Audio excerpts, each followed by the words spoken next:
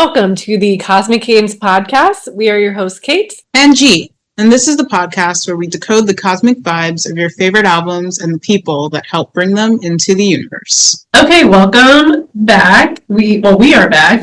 It is a new year. For me personally, new year, new do. I am trying out baby bangs for a minute. Yeah. Actually, they're quite annoying. Not gonna lie, they're way more maintenance than you would think. Like, less hair, more maintenance, but. Anyways, Happy New Year. We are not recording. This is the first you're listening to, the first new episode of the new year. And we are so excited to be talking about an album that kind of wrapped 2024 up in a nice little, I would call it more of a chaotic bow, not a neat bow. We can go a little bit into the story of how this album kind of came along and when it dropped and what we were all doing, where you were and when. But today we're talking about none other than SZA's latest release, Lana, which is SOS Deluxe, which is supposed to be its own album, but it's also a deluxe. It's crazy. We'll get into it. Really excited to dive in. But before we do that, if you notice, we're in a new environment. We're going to be probably testing out a couple of spaces this year, so don't be alarmed if our background change has, scared you or anything. We're filtering things out. Everything can change. Like, I'm sitting in a winter coat right now. Kate's in a jacket. I'm literally It could stay on. It could not. Who knows? I might take it off, actually, because I'm literally sweating. So, BRB. Okay. And with the magic of editing, the jacket is off. It could come back on. Who knows? All I know is I'm so excited to talk about this album. I think this one, it's like so addictive. I have not been able to stop listening to it since it's come out. And when Kate hit me up about listening to it herself finally and like also liking it, I was like, okay, we need to talk about this on the podcast. So it's very fitting that it's our first album that we discuss in the year of 2025. Well, also, fun fact, if you haven't seen the cover, that is partly why I'm wearing a yellow shirt, because I realized today, just a fun aside, like, as my Libra rising comes out, or she knows this, like, making decisions is very hard for me. So when I can, make my outfit go even in some little way with what we're talking about, it just helps me pick out my outfit. You love a theme. I love a theme. You love a theme.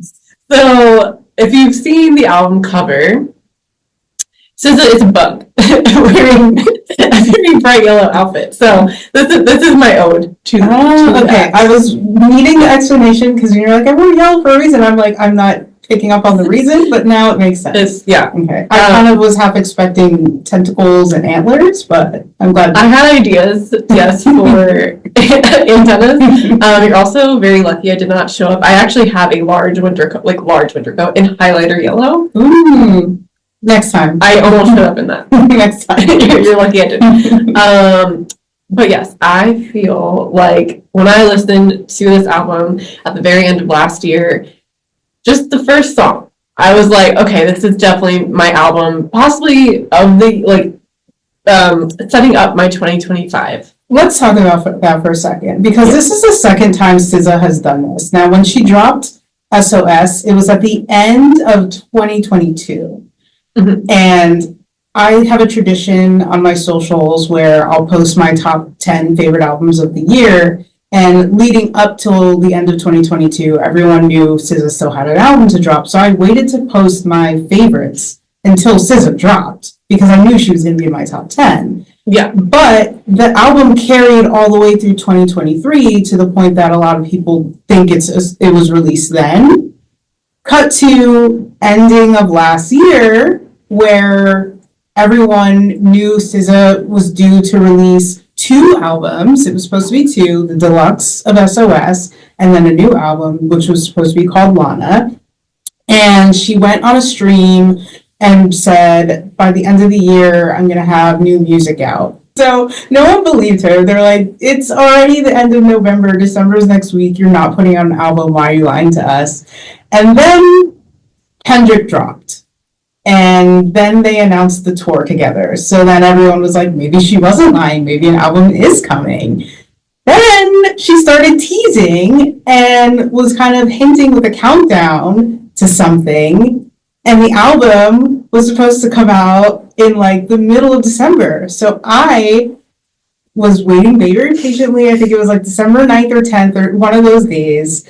And the anticipation was building. Everyone was like, oh, the album's dropping tonight. It's dropping tonight. I stayed up until midnight on Friday waiting for this album to drop, and it did not drop.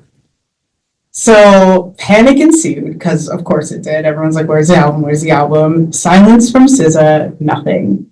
Then finally, a couple days later, we get in true astrology girly, we'll call it astrology girly fashion. She comes out and says she wanted to wait for Mercury in retrograde to be over before putting out the album. We appreciate that. That's fair. We do. We do. A warning would have been nice. Probably should have assumed it on my part, but like, fine. Cut to the new release date, which is supposed to be December 20th, but like 19th going into the 20th, midnight, staying up, waiting for this thing to drop. And then here comes SZA with an announcement about needing to fix the mixes. So here's a video instead, album's coming tomorrow.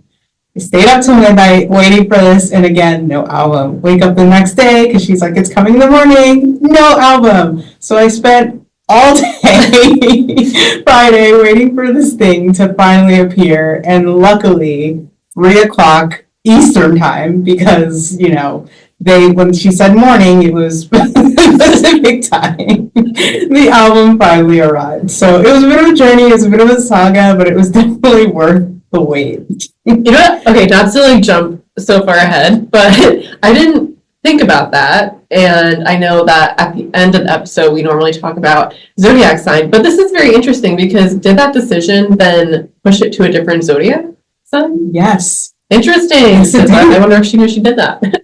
To a certain, well, like it's to a certain degree. Yeah, it made it a little cuspy, a slight cusper. So it technically came out what, December 23rd? No, December 20th. December 20th. It was supposed to be, I believe, the 9th.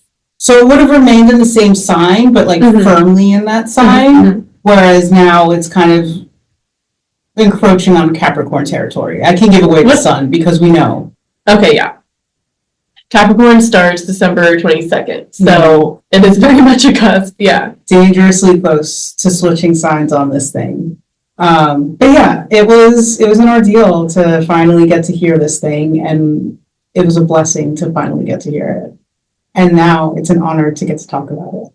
So before we go into like the charts and whatever, do you want to talk about some of our favorite songs on the record? Yes, well, I know you're probably the bigger SZA stan in this case, but I will say it's funny. I've always been a casual SZA fan, and I think that for me started with was it called All the Stars? That was with Kendrick, right? Yeah. It was for the Black Panther soundtrack. Yes, and it's funny that now they have a new collab. So many collabs actually, but even the tour. But that's kind of where my entry to SZA was, and I was obsessed with that song. But what I realized listening through this album, I don't think before this album I'd listened to a SZA album in full, because there's always one song that is just so good I get stuck on it. And I'm like, I don't need to listen to the album because I'm just stuck on this one song. And then it was Ghost in the Machine for SOS. Yeah. Like, and I of course love the singles, but in terms of albums, I just get stuck on these songs and then I never make it to the full album, which is crazy. And I will go back and listen.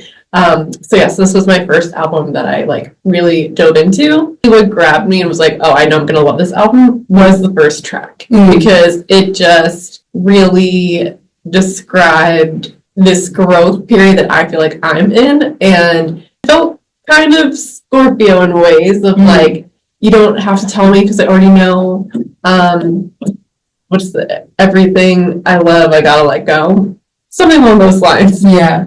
So that really hit. And I do have quite a few favorites on this album, but ultimately, Scorsese Baby Daddy is just, I cannot say enough about it. And I swear, if this song is not my number one on my 2025 Wrapped I don't know how it's not, because I listened to that song at least 300 times at this point, at least. I am obsessed, fully obsessed with this song, and I'm very scared because I love SZA. I want her to do well, and I want it to be a single. If it's not a single, they're crazy. But I'm also scared because if it's a single and it gets played on the radio, then I might get sick of it. Right now, I'm not sick of it. I think you're say off TikTok for sure because people are going crazy with it right now. Which is like good but bad. Yeah, I think it'll come in I think it comes in waves. I would say it's definitely one of my favorites for sure. But when you texted me and said that was your favorite, I was shocked. I am obsessed. If you listen to one song from this album, let it be that song. Like it is just, I just, it's that real. I don't have words. But for me, just going back a little bit to my introduction to SZA, the first time I kind of heard her name was on Rihanna's last album of almost 9 or 10 years ago at this point, a song it's called Consideration or something. And I didn't think anything about it. It was like, oh, Rihanna featured SZA, but I listened to the song and I didn't really like connect that there was two different voices kind of happening, but I really liked the beats and everything. And then she dropped Control, and that was kind of my first intro into like true SZA project. And there's a lot of similarities between the song she has with Rihanna and that as far as like the production elements. But what made me obsess over her was seeing a video of Hayley Williams singing 20 something live. And obviously, if you listen to this podcast, you know how much Kate and I love Paramore and all things Hayley Williams. So I was like, huh. So I went back and listened to the song on SZA's album, and I was like, oh, this is the song. And I've been hooked ever since. So Control is a great album. If you haven't visited that one yet, definitely take a dive on that one. And then SOS, when that one dropped, like I said, I knew it was going to be in my top 10. So many favorites off that one. Ghost in the Machine, Nobody Loves Me, all of them. It's an amazing record. So to have Lana, which was supposed to be its own album, kind of be the companion to SOS, is very fitting. And just for clarity for today, when we're talking about the album, we're only looking on the Lana portion, those songs. We won't be talking about SOS, maybe in another episode. But we're looking at Lana as its own project. But it's very fitting, especially with some of the themes she had on SOS. So when it comes to my favorite songs, my top one right now, and I think it's funny because whereas you're like, this is the song that's gonna like set me up for 2025, 30 for 30. That's my attitude all year long. If it's F me, then F you. Need that motivation in my life. Also, another Kendrick SZA collab. They are just masters whenever they link up. I'm so excited for this tour. Striving to get tickets, hopefully. So if anyone is the plug out there, let us know. That one's a favorite. Scorsese Baby Daddy's another one I like a lot. BMF. That's a really catchy one, really fun one. What's their favorite? Saturn. I feel like Saturn doesn't get talked about enough, but when that Amex commercial dropped during the Super Bowl last year, my whole world shifted. I was like, she's saying all the things that I thought in my head but couldn't even put together. So to have it on this album is really fitting.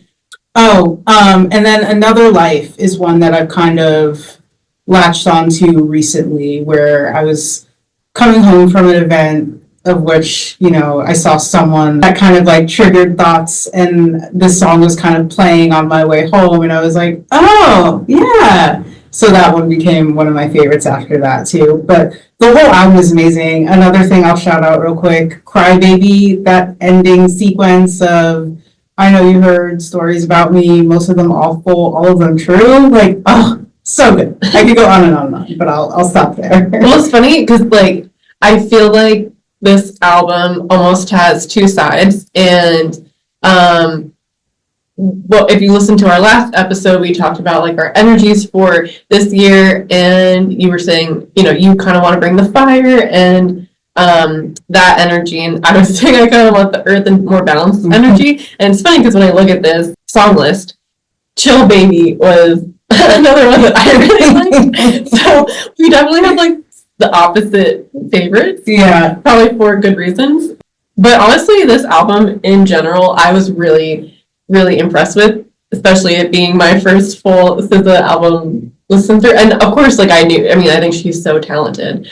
I was very shocked by how like I really am obsessed with this album. I can't stop listening to it. Like before this, it was Kendrick. So it's like between the two of them right now, like I don't have room for anybody else except for Bad Bunny. I've been listening to his album a lot too. But it's like on rotation. I'll listen to one song and it's like I could be listening to SZA, and then I go back to SZA. Yeah, I think what I like about this album is it feels both fun and mature, which I'm very excited. I would like to go and see the signs because I actually have a lot of thoughts about signs on this album. So I'm very curious what the big three is. Well, as I pull up the birth chart, why don't you start with your guesses? We discussed the sun, so for the first time ever on this podcast, Kate knows what the true sun is. Well, interestingly, something within me has shifted, and I don't have you seen Wicked? Actually, no, not yet. Something has changed within me, and something is not the same. Oh my god! What that is I mean, she is a fellow Scorpio, and I really wanted there to be a lot of Scorpio vibes on this album, but I actually did not get many Scorpio vibes. Yeah. Which normally I say everything's Scorpio, but that is changing. One thing I will say quickly before we get into this, again, Kate called me out, a huge SZA fan. She has gone on record for saying she does not make music for Pisces. However, I've seen a lot of Pisces commentary on this record saying that this is the record for them. And I got a lot of like Pisces energy. So similar to you, I wasn't feeling a lot of Scorpio water energy, but I was feeling a lot of Pisces energy on this record. So maybe she's changed her tune, we can never really trust what she's saying. Okay, it's funny you say that. I did not know that fact about her, but here's my thoughts. When I was listening to this album, what I got was, okay, so I couldn't remember the actual release date. Granted, it changed so long. So I could not remember if it was actually a Sagittarius, but I really was getting, there's a ton of fire on this album for me. It's very fun. Mm-hmm. So Sagittarius made sense for me, and I did think that there would be fire. I think that this album, in terms of thoughts, moods, emotions, whatnot, gives me water. And I was going to say Pisces. And then for rising sign, I feel like, though, it comes across, for me at least, very grounded and gives me earth energy. And specifically, I would love for it to be Taurus. But if not, probably Capricorn. Okay. Those are my thoughts. I love those thoughts. We'll start with the sun. We're aware it is a fire. It's a fire sign of being Sagittarius, but I think being so close to the cusp of Capricorn is where you're kind of getting that grounded energy. Mm-hmm. Touching on the moon sign, you're feeling that's where the water is. Is it water rising? So there's no water at all in the big three. Okay. But what I will say is, and I was very shocked when I saw this, because my guess for moon was like, oh, that has to be the Pisces energy there. And if not, then Pisces in the rising sign. Mm-hmm. But I'm understanding the grounded element. So the moon sign is an earth sign. Okay. However, it is similar to a water sign, which might be why it's a little wishy-washy on the energy that we're getting. Mm-hmm. I think I know, because I had this download.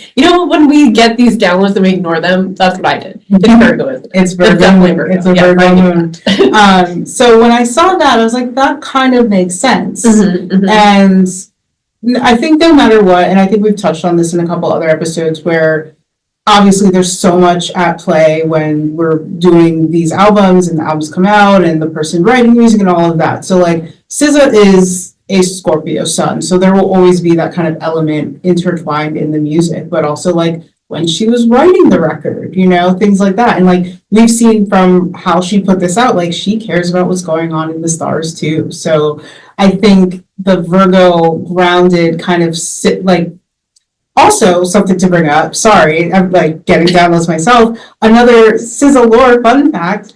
She struggles so much with releasing music to the point of like the facing criticism and having people perceive her, right? So she put out Control in 2017, and then SOS didn't come out until 2022.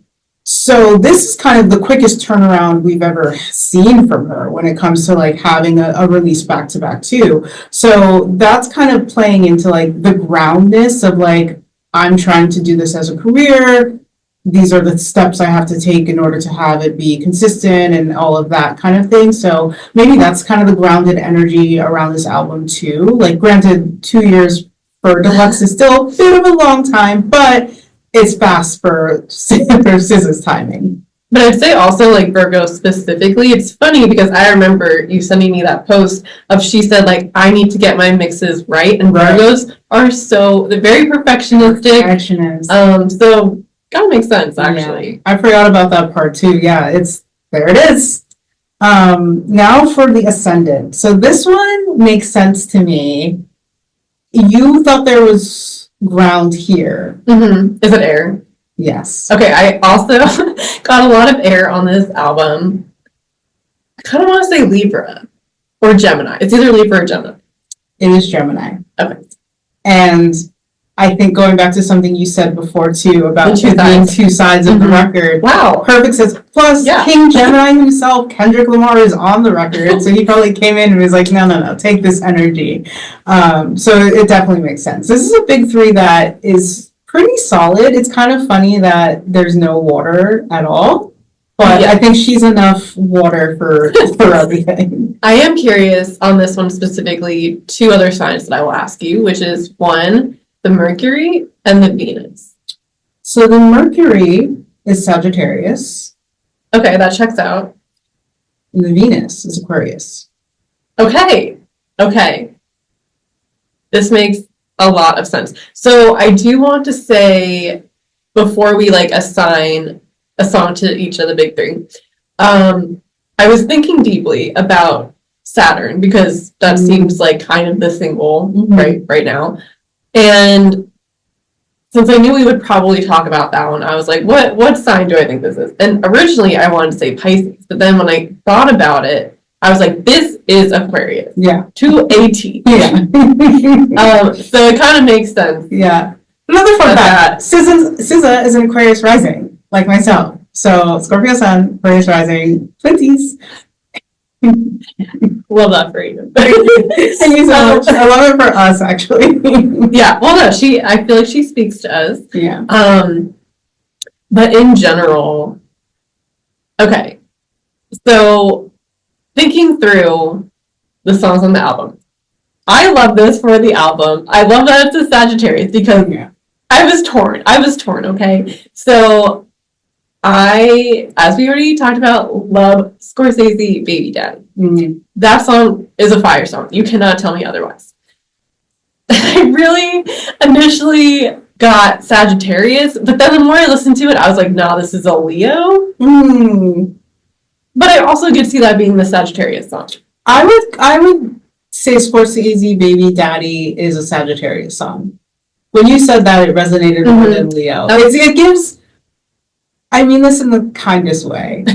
I don't want to generalize anyone ever, but I feel like if anyone's going to be like a sugar baby kind of and have like a Scorsese baby daddy, it would be a Sagittarius sign. You know what I mean? Like that they have that energy. Fun, adventurous relationship. Yeah, I guess I got. There's one line. Oh, well, doing the most. I'm like, what sign would do the most? Right. And I know it'd be Leo, but Sagittarius has that side as well. Yes, and I think when I was listening to it to prepare for this podcast too, that line was triggering Leo thoughts as well. But coming around and looking at it as a whole, it is definitely a Sagittarius song. That is initially what I got. So I'm going to say, I think that would be the Sagittarius song of the album for me. I will leave that as your pick. just to throw another one in the mix, give some people some depth so they can, hopefully check out this album if they haven't already. Love Me For Me could also be another Sagittarius song of like, this is who I am, take me for me, love me as I am kind of thing. And I think Sagittarius really kind of carry that energy too. Yeah, we'll see that.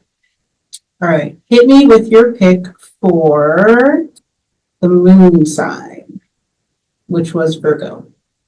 For Virgo, I'm actually going to say No More Hiding, the intro track, which I also love, because it gives me the vibe of like, I want to say being self-critical, but looking at your, I don't want to say flaws, but wanting to change and like be, and you're just realizing all these self-actualizations, and you're like, no, I want to really dig in and change my life, like no more hiding, as she says.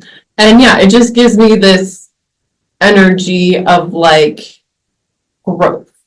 You're doing the hard work to get that growth. Yeah, I can see that. And I think No More Hiding too, when it comes to Virgo, just when you think of how Virgos tend to act of kind of like being a little more reserved and not fully letting people know what their true thoughts are and feeling are for the sake of maintaining a certain appearance, or that's not the word I want to use, but you know what I mean. Yeah. Keeping up the facade almost of like perfection. There's a line in the song about taking the mask off after. Yeah. I agree with that. For fun, again, just gonna throw another one in there to get people diving into this album. My first thought was gonna be Another Life, but when I thought about it more and saw this title in front of me, the interlude, Get Behind Me. Like, I love that song, actually. I have to set it as my like alarm to wake up to. The line, just not today, Satan, or any other day. Like, if anyone's gonna say that, it's Virgo. Like, do not mess with them. Like, and do not. What's it like, bitches? What's the line in this song? Hold on. Like, not today, bitches. Not that. I think it's just the same thing over again. Today, Satan. Wait, hold on. Okay, yeah, no, it's Ain't No Bitches Bringing Me Down. Oh, yeah, you're right. Ain't No Bitches Bringing Me Down. I would say that's like the Virgo. That's very Virgo, yeah. The Virgo's like, do not mess with me. Yeah. All right, and now for the Gemini of it all.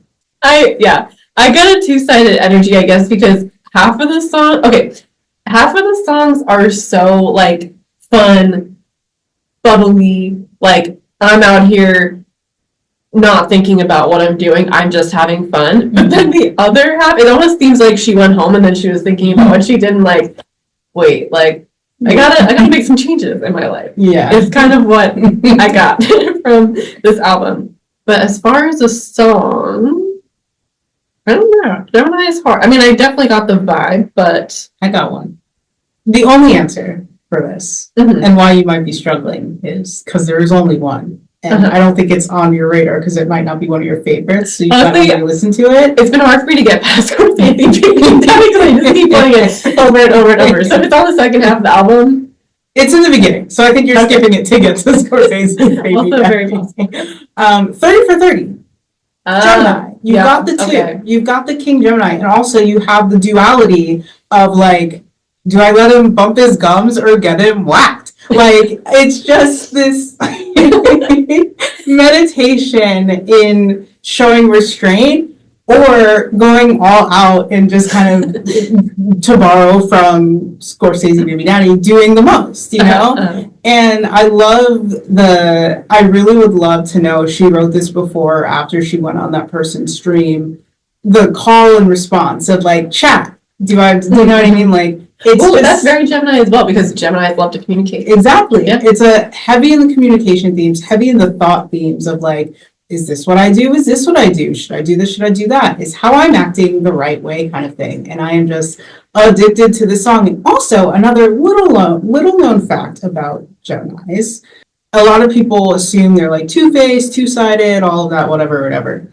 But I heard the most beautiful explanation of Geminis before, where it's like they're always searching for themselves in others because of the twins. They're looking for like their match per se.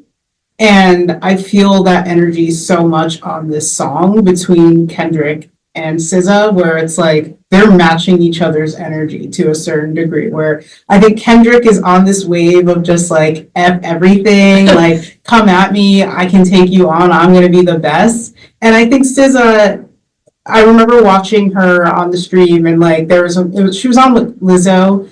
And there was a moment where Lizzo kind of turned to her, was like, "You are the greatest writer of our generation." And she's like, "Don't tell me that. Like, what are you saying? Like, stop praising me," kind of thing. And it's like the two energies of like, they're both the goats. They're both the best, but one knows it. And I'm not going to say SZA doesn't know it either, but like, she doesn't want that spotlight. Like, she doesn't like having that. Very Scorpio. Yeah. Heavy Scorpio, heavy Aquarius as well. So to have those energies kind of matched, where like Kendrick is kind of saying some crazy things, and SZA's trying to meet him there too, but there's still like a little bit of like hesitation of like how much crazy she's willing to show.